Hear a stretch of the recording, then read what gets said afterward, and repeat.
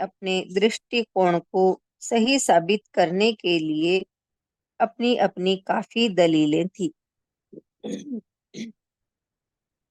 वह मुझे ईमेल भेजता है जिसमें वह मेरी आलोचना करता है और मैं उसके आरोपों को नकारते हुए उसे अपना जवाब भेज देता हूँ। वह अपने दृष्टिकोण को सही साबित करने वाली दलीलें भेजता है और मैं अपनी दलीलें भेजता हूँ कि मैं उससे सहमत क्यों नहीं हूँ। मुझे दो चीजें स्पष्ट दिखाई देती है।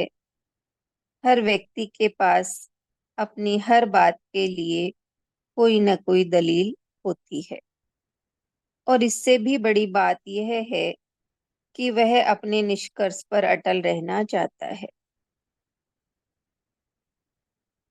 नाथूराम गोडसे के पास महात्मा गांधी की हत्या करने की अपनी दलील थी। ओसामा बिन लादेन के पास अपनी दलील है कि उसने वर्ल्ड ट्रेड सेंटर पर आतंकवादी हमला क्यों कराया। फिल्मी अभिनेताओं के पास अपनी दलील है कि उनके विचार से स्क्रीन पर सिगरेट पीना गलत क्यों नहीं है। मेरी पत्नी के पास अपनी दलील है कि वह सांभर में नमक डालना क्यों भूल गई और मेरे पास अपनी दलील है कि मेरा पारा चढ़ जाना सही क्यों है।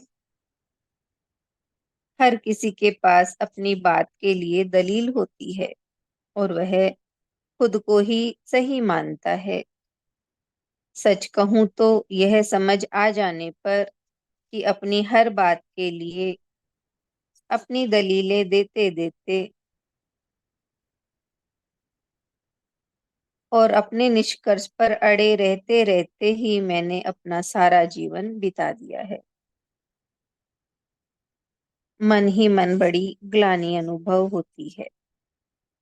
मैंने तय कर लिया है कि जीवन के महत्वहीन मुद्दों पर दूसरे व्यक्ति को मैं उसके निष्कर्ष पर रहने दूंगा। इस प्रकार मैं अपनी मेहनत, समय और ऊर्जा काफी हद तक बचा लूंगा और दबाव में आने से बचा रहूंगा। दलीलें देने की अपनी सहज वृत्ति को संक्षिप्त कर देने और दूसरे को उसके निष्कर्ष पर बने रहने देने से आप खुद को बहुत खुला खुला और स्वतंत्र महसूस करेंगे। लेकिन ऐसा केवल महत्वहीन मुद्दों पर ही करना चाहिए। और बढ़िया बात यह है कि हमारे सारे मुद्दों में से 90% से भी अधिक मुद्दे महत्वहीन ही होते हैं। क्या इस बारे में आपकी राय कुछ और है? कोई बात नहीं, आप अपनी राय पर बने रह सकते हैं। मुझे इससे कोई आपत्ति नहीं है। आप अपने निष्कर्ष पर अटल रह सकते हैं। हर किसी के पास अपनी बात के लिए अपनी दलील होती है और वह खुद को ही सही मानता है।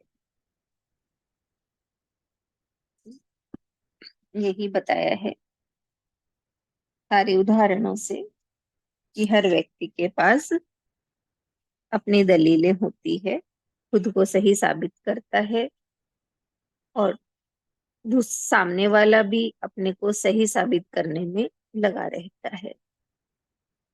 सब सारे उदाहरणों से स्पष्ट है कि सबके पास अपनी अपनी दलील होती है। तो लेखक यही बता रहा है कि मैंने सारे जीवन अपने निष्कर्ष पर रहते रहते रहते ही बिता दिया कि मैं सही हूँ। तो उससे उसे अब मन में ग्लानि अनुभव होती है और उन्होंने तय किया कि जीवन के जो महत्वपूर्ण मुद्दे हैं उन पर, जो महत्वहीन मुद्दे हैं उन पर मुद्दों पर दूसरे व्यक्ति को मैं उसके निष्कर्ष पर रहने दूंगा। यानी जो महत्वहीन मुद्दे हैं उन पर वो दलील नहीं देगा, यानी तुम राइट हो मैं रॉन्ग हूं ऐसा मान लेगा। तो सामने वाला अगर उसे गलत कह रहा है तो उसने यही तय किया कि सामने वाले को उसकी राय पर बने रहने देना। तो इससे हमारी मेहनत, समय और ऊर्जा काफी हद तक बची रहती है, और इससे हम अपने आप को खुला खुला और स्वतंत्र भी महसूस करेंगे। लेकिन केवल महत्वहीन मुद्दों पर ही ऐसा किया जाना चाहिए। इतना ही है। नविता बताएं।